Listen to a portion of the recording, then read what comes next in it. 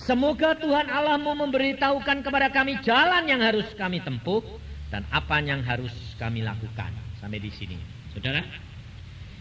Kita perhatikan sekelompok rakyat, orang Israel, orang Yehuda, satu bangsa, bukan cuma satu kota, saudara, satu bangsa. Tetapi ternyata tinggal sedikit. Mengapa? Karena mereka semuanya ditawan, diperbudak oleh orang-orang Babil.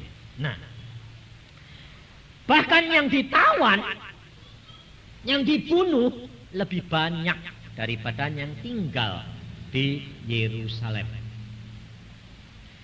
Maka pada saat itu, saudara, kelompok orang-orang ini yang tertinggal, keadaannya sangat terjepit.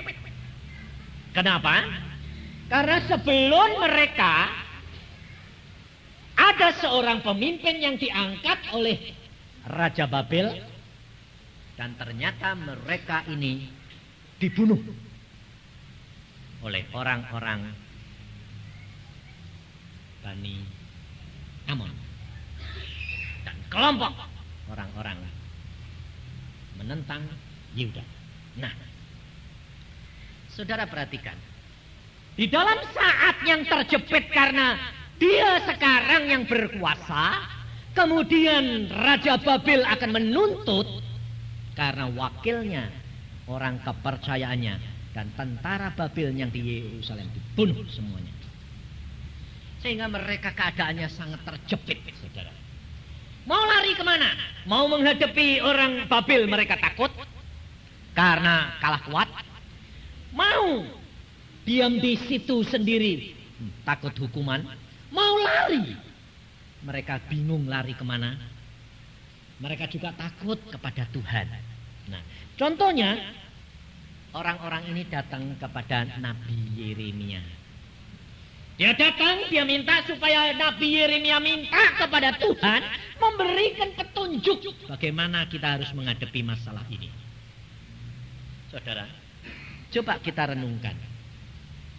Kita kerap kali gelisah, bingung, pusing, takut, khawatir, frustrasi, depresi. Hanya masalah apa?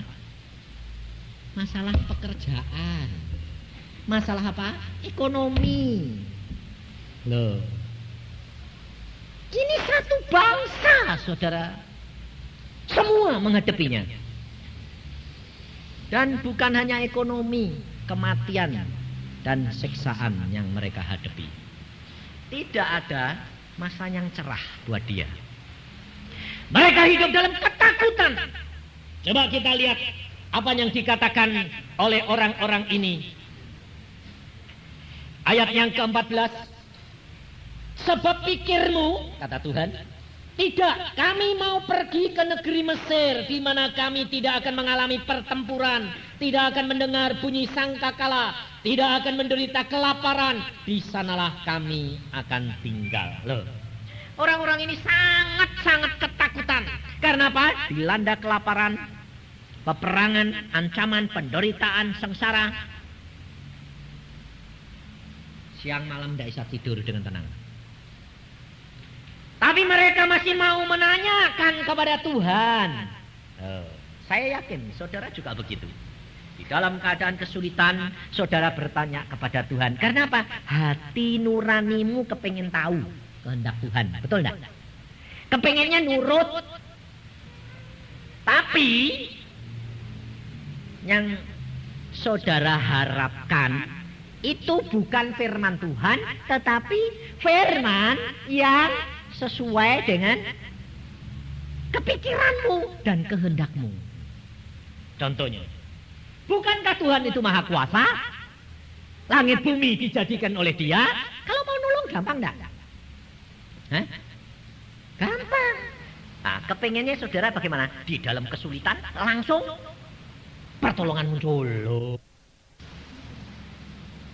Kita harus belajar karena firman Tuhan sudah berkata, firman-Ku yang akan menuntun kamu, yang akan memimpin kamu. dan yang akan menjamin hidup kita. Karena hidup kita itu bukan pikiran kita lagi, tetapi Kristus yang menjadi raja kita dan pemimpin kita. Maka dari itu orang-orang Israel ini dia tanya kepada Nabi Yeremia, kenapa? Karena Nabi Yeremia adalah orang yang dipakai oleh Tuhan. Pada waktu permohonan ini sampai, Yeremia menanggapinya dengan positif. Di ayat 4. Jawab Nabi Yeremia kepada mereka, permohonanmu sudah kudengar. Lihat, aku akan berdoa kepada Tuhan Allahmu seperti yang kamu minta itu, dan segala firman yang diberi Tuhan sesuai dengan jawab akan kuberitahukan kepadamu. Sepatah kata pun tidak akan kudiamkan kepadamu. Yeremia juga di dalam Yerusalem, saudara. Dia tidak diangkut ke Babel. Kenapa? Raja Babel memberikan kebebasan kepada Nabi Yeremia. Kamu mau tinggal di Yerusalem atau ke Babel, kemana saja kamu boleh. Karena Nabi Yeremia dipakai Tuhan, dan Raja Babel menghormati Nabi Yeremia. Sebab apa yang dikatakan jadi. Maka dari itu Nabi Yeremia mendapatkan perlindungan. Pada waktu orang semuanya diangkut ke Babel, ditawan, dibunuh, dianiaya, Nabi Yeremia malah dikeluarkan dari penjara lalu diberi hadiah. Perhatiin saudara, kalau orang yang berharap kepada Tuhan dan melakukan firman Tuhan, sulit seperti apapun, dia pasti akan keluar dari masalah. Dan pada waktu Yeremia mendapatkan permohonan ini, dia sampaikan kepada Tuhan. Apakah Yeremia langsung berdoa terus dijawab Tuhan? Hah? Coba baca di dalam ayat yang ke-7. Sesudah 10 hari datanglah firman Tuhan kepada Yeremia. Berapa hari? Lalu dalam masa 10 hari itu orang ini rapat, bingung, takut, khawatir enggak? Gelisah. Nih loh saudara. Mengapa Tuhan tidak jawab langsung? Mengapa 10 hari? Mengapa didiamkan? Tuhan Maha tahu. Tuhan punya otoritas. Tuhan tahu persis apa yang ada di dalam hati dan pikiranmu. Maka dari itu saudara, jangan coba-coba kita memperalat Tuhan. Tapi kita harus belajar menurut, menyerah, dan taat kepada Dia. Karena apa? Akibatnya parah. Kenapa? Coba kita lihat di dalam ayat yang ke-20. Apa kata Nabi Yeremia? Kamu telah menipu dirimu dan membahayakan nyawamu ketika kamu mengutus aku kepada Tuhan Allahmu dengan berkata, berdoalah untuk kami kepada Tuhan Allah kita dan beritahukanlah dengan tepat kepada kami apa yang difirmankan Tuhan Allah kita supaya kami melakukannya. Coba. Yeremia mengingatkan kepada mereka bahwa kamu menipu dirimu sendiri dan kamu membahayakan nyawamu pada waktu engkau datang kepadaku untuk aku berdoa kepada Tuhan. Kenapa Yeremia mengatakan hal itu? Kenapa Yeremia mengingatkan orang-orang Yehuda itu perkara itu? Kenapa Yeremia mengatakan bahwa mereka menipu diri sendiri? Kenapa mereka diperingatkan bahwa mereka itu membahayakan nyawanya?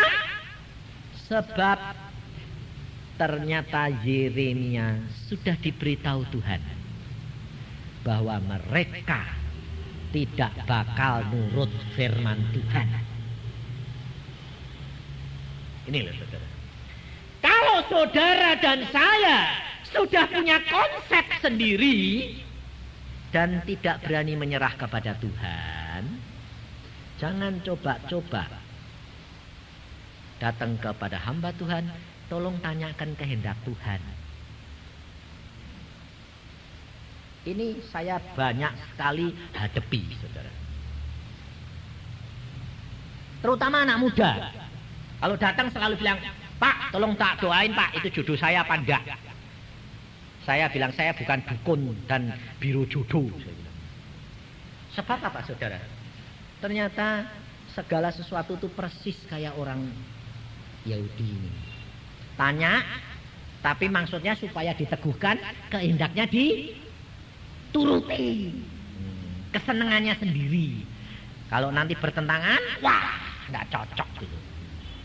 Dan akhirnya malah membahayakan nyawanya dan menipu dirinya sendiri. Kenapa membahayakan nyawa?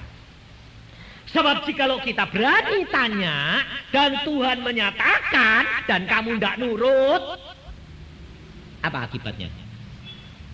Hah? Bayar harganya mahal, saudara. Sebab Yeremia sudah berkata, kamu menipu dirimu sendiri dan kamu membahayakan nyawamu. Sebab di sini dikatakan Tuhan berkata apa? Ayat yang ke-15. Maka dengarkanlah sekarang firman Tuhan, hai sisa Yehuda. Beginilah firman Tuhan semesta alam Allah Israel. Jika kamu sungguh-sungguh berniat hendak pergi ke Mesir, dan memang kamu pergi dan tinggal sebagai orang asing di sana, maka pedang yang kamu takuti itu akan menimpa kamu di negeri Mesir, dan kelaparan yang kamu gentarkan itu tidak putus-putusnya mengejar-ngejar kamu di Mesir, sampai kamu mati di sana. Bayangin nih saudara, apa yang mereka justru takutkan itu mereka dapat, bahkan sampai mati. Ini loh saudara. Sebab Tuhan kita ini Tuhan yang maha kuasa, yang dapat mengubahkan segala perkara. Maka dari itu kita jangan main-main. Jikalau kita sudah mau menjadi anak Tuhan, sudah bertobat, kita harus benar-benar takut akan Dia. Kalau tidak, saudara yang rugi sendiri. Sebab kamu berhadapan dengan Allah yang maha kuasa, menciptakan langit dan bumi, dan kau tidak akan mampu berbuat apa-apa di hadapan Dia. Tapi kalau engkau nurut, engkau akan enak. Nah, maka dari itu pada waktu Yeremia disuruh bertanya, Allah menunda 10 hari.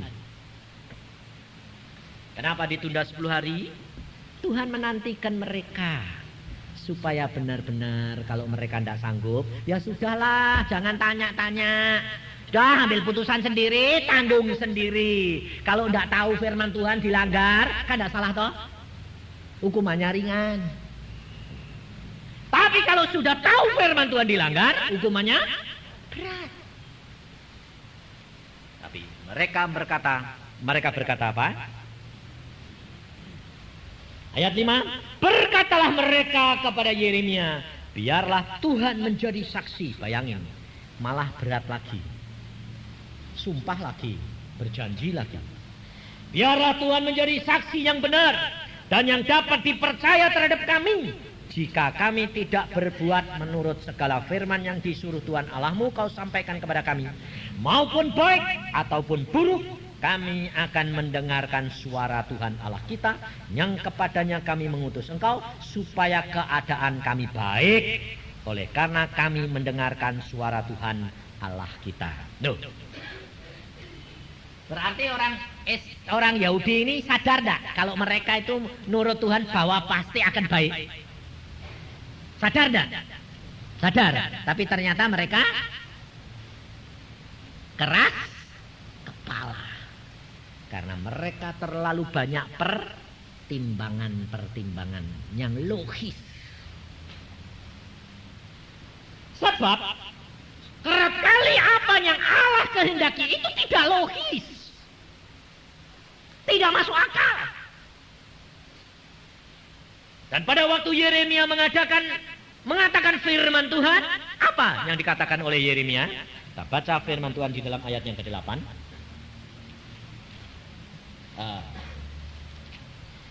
Lalu Yeremia memanggil Yohanan bin Kareah dan semua perwira tentara yang ada bersama-sama dengan dia dan seluruh rakyat dari yang kecil sampai yang besar. Berkatalah ia kepada mereka, beginilah firman Tuhan Allah Israel yang kepadanya kamu telah mengutus aku untuk menyampaikan permohonanmu ke hadapannya.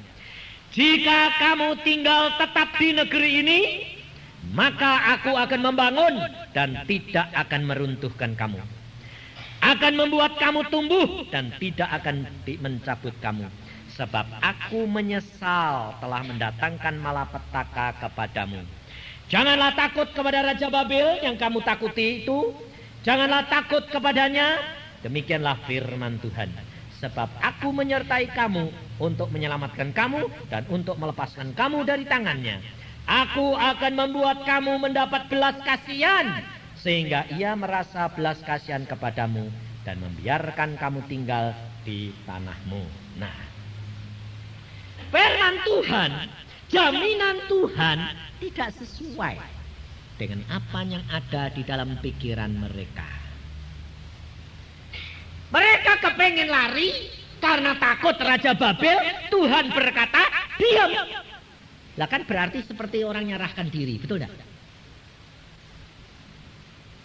Lalu kalau kita di dalam masalah, kita diem, ketemu orang bilang, jangan diem. Bukankah Alkitab berkata, ora et labora, berdoa dan bekerja, kerja dong. Kalau enggak kerja, enggak makan. Nah, ini saudara. Kita kerap kali tidak belajar akan firman Tuhan. Itu juga firman Tuhan, ini juga firman Tuhan. Yang mana yang dibuat untuk kita? Loh. Siapa yang tahu yang paling cocok untuk kita? Roh Kudus. Maka dari itu, kalau saudara menghadapi kesulitan, jangan terlalu dipikirkan banyak-banyak. Kalau kamu pikirkan, ndak tambah terurai, tambah ruwet, tambah gak ada jalan, gelap semuanya. Kenapa? Pikiranmu jadi penuh dengan khawatir, takut, bimbang, ragu. Firman Tuhan tidak bisa didengar karena hati dan pikirannya gelap. Dan ini semua melanda semua, saudara. Saya tadi barusan dapat telepon dari Jakarta, dari seorang manajer. Dia berkata, Pak, ini teman saya suaminya kacau, Pak. Kenapa? Perusahaannya sedang kacau. Terus dia cari dukun, cari sana sini, ndak nolong, Pak. Istrinya Kristen, suaminya ndak. Nah, istrinya pun jadi Kristen karena ditemui Tuhan Yesus sendiri, bukan diinjili orang. Makanya dia cari Yesus karena dia tahu dia ketemu Yesus. Nah, waktu istrinya berkata, Pak, kita serahkan dalam tangan Tuhan Yesus. Suaminya ngomong apa? Carikan pendeta yang berani menggaransi saya. Kalau saya ikut Yesus, masalah saya, pekerjaan saya, usaha saya beres. Tidak ada masalah. Dan cari pendeta yang melebihi kekuatanku, karena dia sudah masuk roh-roh jahat yang banyak. Nah, kira-kira saudara kalau di dalam kedudukan saya lalu terima gitu, lalu saudara jawabnya apa? Apakah saudara langsung ngajuin diri? Aku. Hati-hati, saudara. Saya berkata apa? Ibu, jawab kepada suamimu. Engkau mencari hamba Tuhan, tidak akan ada yang mampu. Sebab hamba Tuhan pun manusia biasa. Dan manusia hamba Tuhan bukan dukun yang mau diajak kuat-kuatan, kuasa-kuasanan. Itu bukan hamba Tuhan. Yang dapat mengalahkan hanya Yesus. Jawab.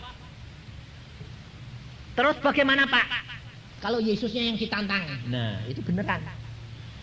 Lalu jawab lagi. Dia berkata, coba Yesus, tolong saya kalau mau. Nah, itu beneran kalau dia berani ngomong gitu, itu cocok. Saya bilang. Terus kamu katakan, Pak, kira-kira kalau anaknya tetangga yang mau kelahi sama anakmu yang kamu bela siapa Pak? Ya anakku. Lah ya. Lah kalau bapak berkelahi sama bapak ini anaknya siapa? Lah kalau bapak yang babak belur, mosok ditulungi sama bukan bapak mau nggak? Bapak bukan anaknya Yesus. Jawab. Betul enggak? Oh jawabnya gitu Pak. Iya. Nanti Tuhan sendiri yang akan berdialog dengan dia. Oh ya Pak. Saudara tahu? Kita punya Bapak Yesus. Tapi ternyata saudara tidak yakin kalau bapakmu itu punya kuasa. Makanya Tuhan tidak bisa menolong saudara. Kenapa? Tuhan sudah berkata di dalam Alkitab, segala perkara dapat terjadi bagi orang percaya. Lah kamu kurang percaya, ya tidak jadi. Ini. Kita harus percaya bahwa Allah kita tidak akan meninggalkan kita. Karena firman Tuhan berkata engkau tidak akan dicobai lebih dari kekuatanmu. Pada waktunya engkau akan diberikan jalan keluar. Kuk yang kupasang enak dan ringan. Di Surabaya ada seorang direktur satu bank. Dia umurnya sudah 62. Di pensiun. Frustrasi. Belum di pensiun. Udah teler. Waktu ketemu sama saya bilang, kenapa kamu kok lesu loyo kayak gitu? Bingung Pak. Bingung apa? Saya bulan depan di pensiun. Bingung kan? Udah di kantor udah teler terus. Sebabnya apa? Dia kerja di bank asing. Bank apa itu? Asing. Nah, gajinya hanya 1,5 juta. Sudah bingung. Padahal gajinya itu ya dibuat makan dia sendiri, istrinya suruh cari kerja sendiri. Tapi dia yang pensiun, dia yang kebingungan. Nah ini agak mata duiten ini agak mata duiten. Kenapa? Kalau dapat uang langsung masuk lemari besi. Kunci. Istrinya kasih secukupnya. Kalau kurang cari sendiri. Waduh, istrinya dulu frustrasi. Akhirnya saya berkata, kamu berdoa. Ini istrinya ini tidak pinter masak. Tapi karena cari usaha sendiri, akhirnya saya bilang, kalau kamu mau masak berdoa. Tuhan, tolong bumbunya seberapa. Saudara tahu sekarang masakannya disenangi semua orang eksekutif. Gajinya dia hasil masaknya suaminya kalah. Nah, setelah kalah, si suami malah frustrasi. Karena mau di pensiun. Kebingungan. Suaminya, istrinya bilang, Pak, kenapa kok kamu pusing? Kan aku diberkati Tuhan. Iya, aku nanti apa? Jadi kacungmu. Bingung, takut sendiri. Apa terjadi saudara? Dia dibawa menemui saya. Saya bilang, kalau kamu tidak bertobat dan kamu takut terus, apa yang kamu takuti akan terjadi. Tapi kalau kamu bertobat sekarang pengucap syukur, serahkan dalam tangan Tuhan, pensiun berhenti, Allah buka jalan. Tetapi jangan main-main dengan Allah. Kamu sudah berani datang tanya kepada saya dan saya sampaikan firman Tuhan, tergantung kamu. Yang sengsara ya kamu, bukan saya. Saya orangnya keras. Apa yang firman Tuhan saya sampaikan, nurut atau tidak, alami. Dia ketakutan. Ya. Jadi sembahyang, baca Alkitab, mengucap syukur, sukacita. Tuhan akan tolong. Kalau tidak mau, alami, gepeng dewek. Dia, ya Pak. Bener. Dijalanin. Sebulan kemudian pensiun. Udah pensiun. Pas dia bilang, besok aku berhenti di pensiun. Istrinya bilang, ngucap syukur. Ya. Belum berhenti, sorenya sudah didatangi. Dipanggil oleh bank baru, dia bilang, Pak, mau ikut kami. Tolong Pak, bantu bank kami. Saya sebagai apa? Ini sebagai pimpinan ini. Gajinya berapa? Ya Bapak minta berapa? Ini anak Tuhan ini nakal. 1,5 mintanya berapa? 3 juta. Nggak kurang ajar itu. Lewat di pensiun sudah kebingungan, 1,5 kebingungan kok. Ditanyain minta 3 juta. Karena kurang ajar ini. Dia bilang, ya nyoba toh ya. Dia bilang 3 juta. Saudara tahu digaji berapa? 3,5 juta. Dia malah kebingungan. Oh ini caranya Tuhan. Ya Tuhan itu memang aneh gitu. Betul enggak? Nah, saudara. Dia bilang, ketemu saya bilang, Pak Yusa, terima kasih. Kenapa? Gajiku double 2 kali. Loh kok aja double? Nah, saya ditanya, saya bilang 3. Dikasih 3,5 itu Pak. Saudara tahu? Kalau kamu menurut Tuhan, kau akan melihat kemuliaan Allah. Sebab apa yang Allah katakan dan rencanakan itu tidak masuk akal. Allah berkata kepada orang Yehuda apa? Tinggal di sini, jangan takut. Aku akan membuat Raja Babel menaruh belas kasihan sama kamu. Kamu tidak akan dibunuh, kamu akan diberkati. Mana mungkin musuh kok malah memberkati kita, betul tidak? Nah, kamu batasi dengan pikiranmu sendiri. Ini tidak mungkin, ini tidak mungkin, ini tidak mungkin, ini tidak mungkin. Kenapa? Karena matamu sendiri yang jelek. Kalau kamu dimaki orang, kamu maki orang. Ya logis. Kalau kamu dibuat situ. Jadi kamu ukur orang lain menurut kamu. Dan kamu ukur Allah itu seperti kamu. Tidak mungkin. Maka dari itu saudara pelajari firman Tuhan. Apa yang Tuhan kehendaki? Mengapa Tuhan mengatakan kamu tinggal di sini? Berarti apa? Tinggal di tempat yang penuh dengan ketakutan, kelaparan, kematian, kesusahan, aniaya. Berarti tinggal di tempat. Berarti diam diri. Loh. Rahasianya yang pertama adalah diam diri. Di dalam menghadapi kesulitan, duduk diam. Lepaskan pikiranmu. Pikiranmu masukkan dengan firman Tuhan. Allah kuasa. Banyak firman Tuhan. Ini akan menghapuskan. Sebab Tuhan yang ngomong.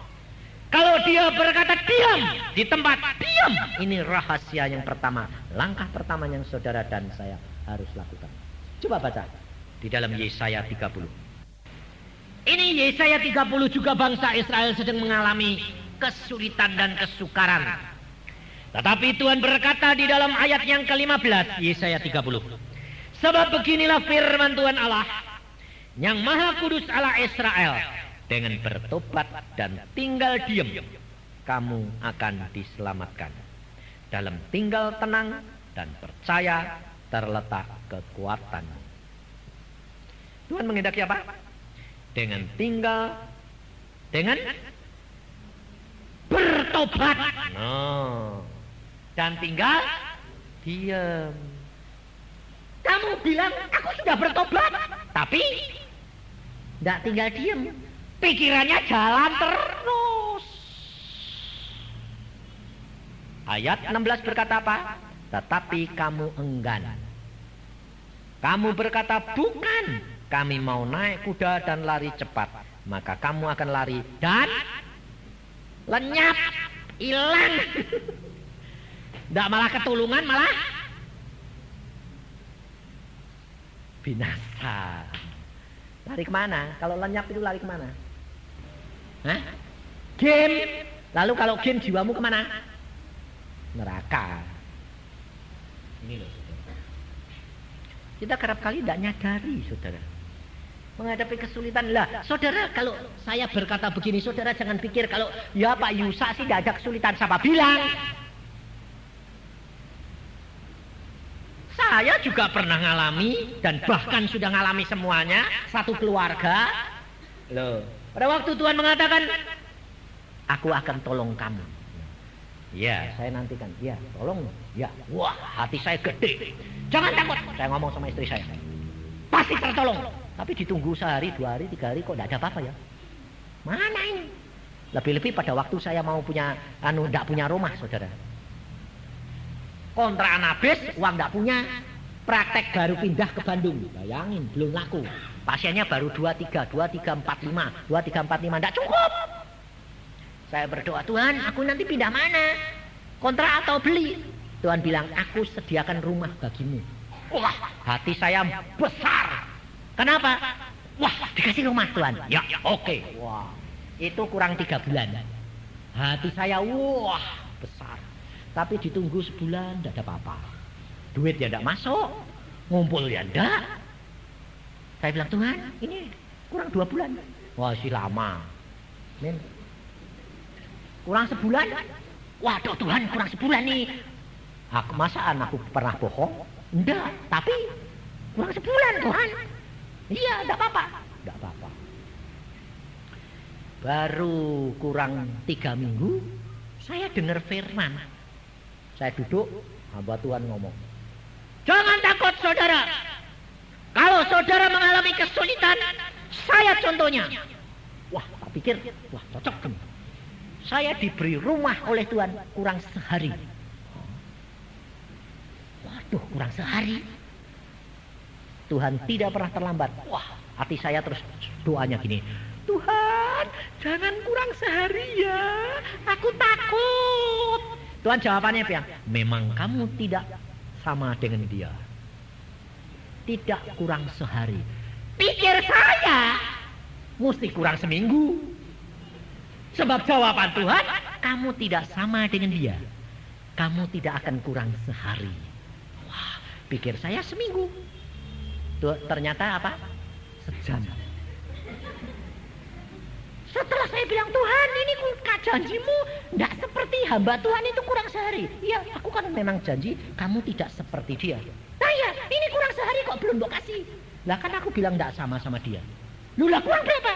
Ya kurang dari sehari. Oh. Lu kok gitu? Lu ngaku ngomong kamu tidak ngerti kok. Saudara tahu? Sebab kita itu memikirkan firman Tuhan sesuai dengan apa?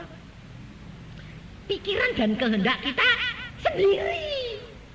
Kalau Tuhan ngomong gitu, diasosiasikan, diterjemahkan, wah, nyenengkan kita. Belum tentu. Setelah kurang sehari, pagi-pagi sembahyang sama istri saya, Tuhan di mana? Besok.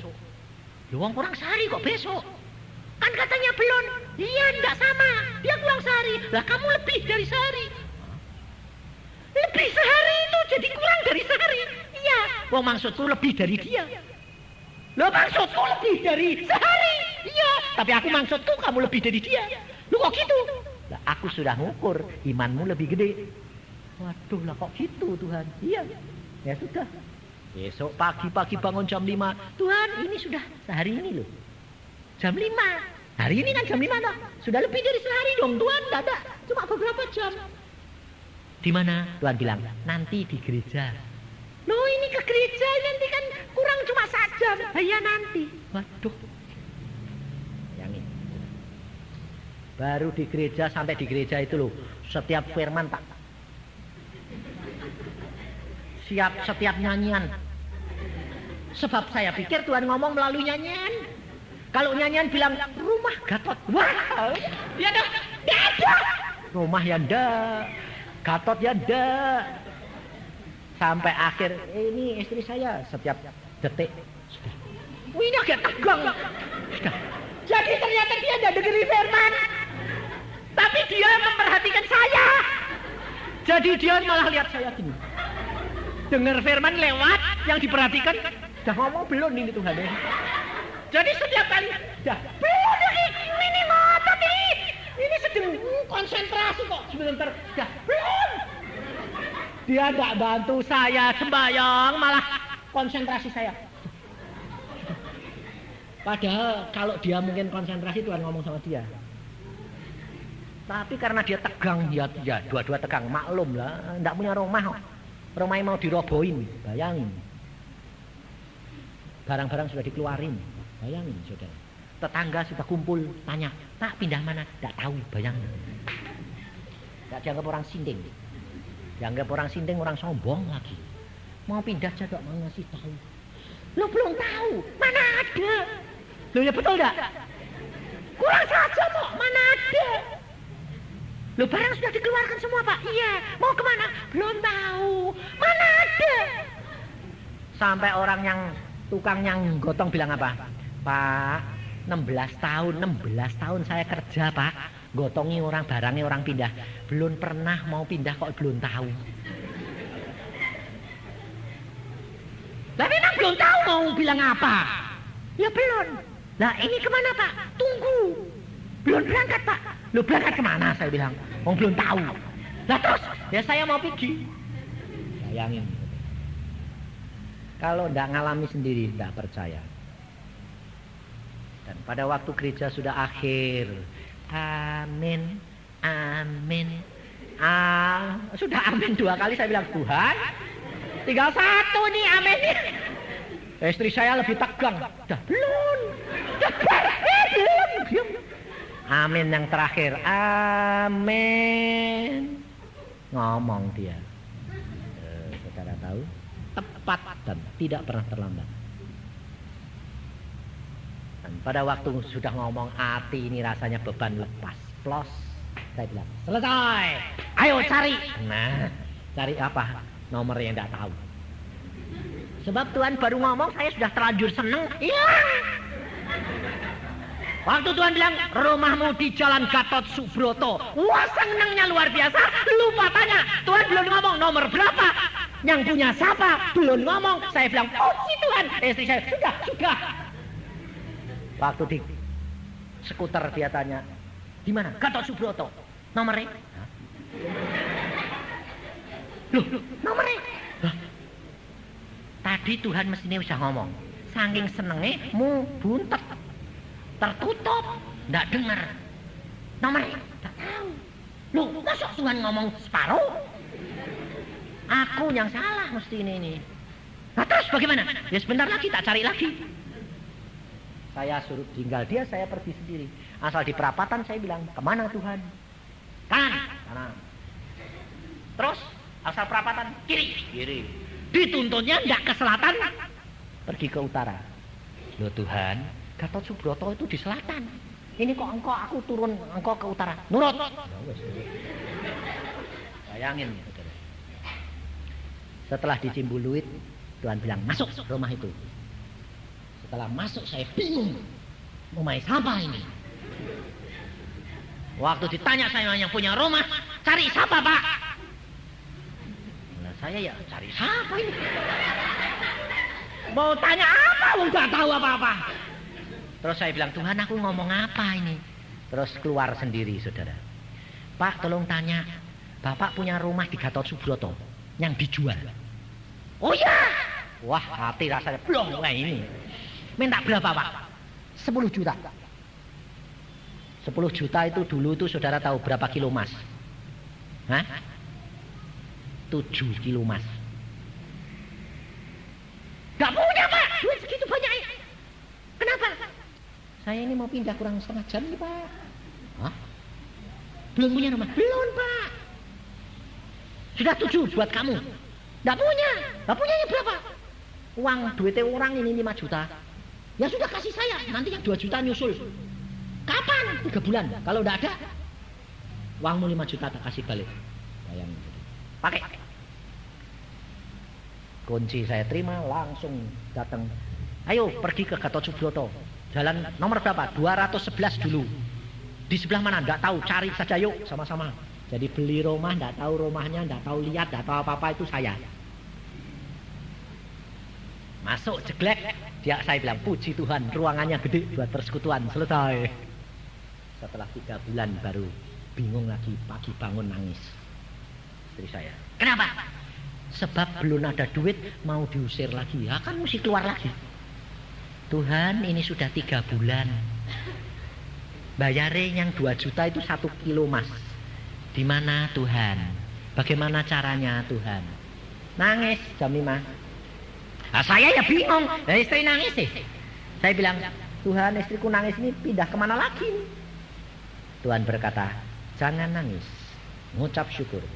Uang sedang aku kirim. Nah, saya bilang, stop nangis. Ngucap syukur. Uang sedang dikirim. Nah. Sudah gitu tanya. Dari mana? Nggak tahu. Dari mana? Nggak tahu. Tahu tuh ada ngomong dari mana-mana. Saudara tahu? Jam 9 pagi ada bel. Saya ya sudah lontang-lantung. Sudah jam 9 ini. Saya takut orangnya yang datang. Orang yang punya rumah datang nagih. Saya bilang, itu ada bel tuh bukai. Tuhan ngomong, itu emas di dalam ayam goreng buat bayar rumah. Saya ngomong sama istri saya, Bukain. Itu ayam. Goreng isinya emas. lalu dia bilang, wah kok kayak dongeng, ayam bertelur. Iya, kali ini enggak telur, ayamnya goreng itu, ya mati itu, tapi dalamnya isi emas. Dari siapa? Dari kakakmu. Tepat persis ayam goreng emas sekilo dimasukkan dalam ayam, dikirim bis malam. Jam 9 buka emas sekilo. Saya langsung pergi ke toko emas, jual, dapat uang 2 juta tepat untuk bayar. Nah, saudara tahu, Allah Maha Kuasa, Dia sanggup lakukan segala perkara. Jadi saudara itu jangan takut, khawatir, karena Dia tidak pernah terlambat. Tapi diam diri, bertobat, ucapkan syukur, percaya Allahmu akan membuka jalan bagi kamu. Jangan tamak. Kalau kamu butuh sekilo, jangan minta 8 kilo. Secukupnya, kata Tuhan. Tapi bertobat, diam diri, ucapkan syukur. Pada waktunya Allah buka jalan. Ini hidup kekristenan, saudara. Jangan putus asa, jangan frustrasi, jangan depresi. Serahkan Allahmu. Dia jalan kebenaran dan hidup. Hidupmu tidak hanya di dunia, sampai ke surga. Dijamin di sini sampai ke surga. Kenapa kakak istri saya kok bisa tepat datangnya? Allah luar biasa. Karena dia punya rumah dijual 2 bulan tidak laku, dijual 8 juta tidak laku. Dan dia berdoa, dan dia minta kita berdoa. Tolong doakan supaya laku 10 juta. Nanti yang 2 juta 1 kilo emas buat kamu. Yang 8 juta buat saya. Karena apa? Karena dia maunya jual memang 8 juta. Karena baru ditawar cuma 6 juta. Saya suruh berdoa supaya laku 10 juta. Lalu sudah. Minta 8 juta, orang suruh beli 10 juta. Ada enggak? Rumah itu 2 bulan ditawarkan 8 juta. Ditawar cuma 6 juta. Sekarang saya suruh berdoa supaya laku 10 juta. Masuk akal enggak? Hah? Tapi Allah berkata, aminkan, doakan, pasti. Saudara tahu? Sehari sebelum dia ngirim emas itu, rumah itu laku 16 juta. Bukan 10 juta, 16 juta lakunya. Padahal dia butuhnya mintanya cuma 8. Harusnya jatah saya berapa? 8, 4 kilo. Tapi saya dikirimi berapa? Sekilo. Sebab apa? Butuh saya cuma sekilo. Jadi untung dia 3 kilo. Kenapa? Dia jadi saluran berkat.